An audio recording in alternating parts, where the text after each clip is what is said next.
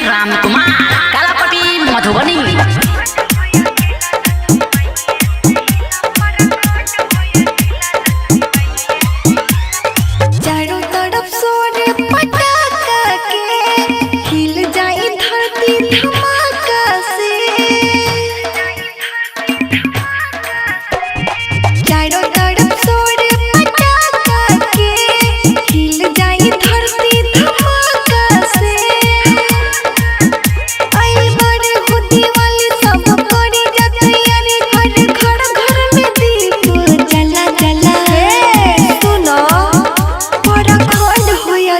लक्ष्मी मैया से हिला परखंड होया जिला लक्ष्मी मैया से हिला परखंड होया जिला लक्ष्मी मैया से हिला।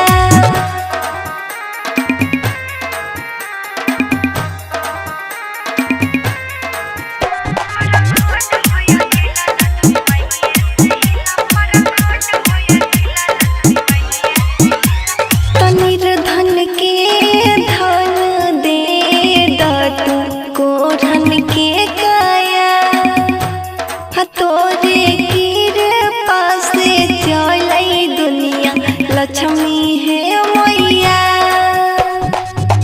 कहमल पर आइली सवार तू ही नारायणी तोरे कहे सबए मैया महारानी। आई बड़े होती वाले सब करी जाते यार हर घर में दीप जला जला। सुना परखंड होया जिला लक्ष्मी मैया से हिला परखंड होया जिला लक्ष्मी मैया से हिला परखंड होया जिला लक्ष्मी मैया से हिला।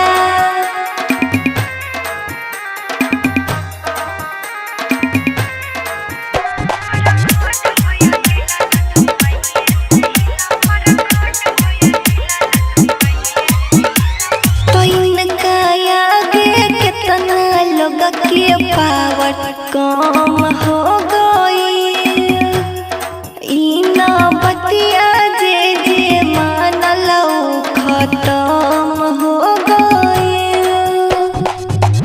एमरानी राजू तोहर माँ ई भजन गई हे धन के देवी तू सब पर माई धन बरसैली।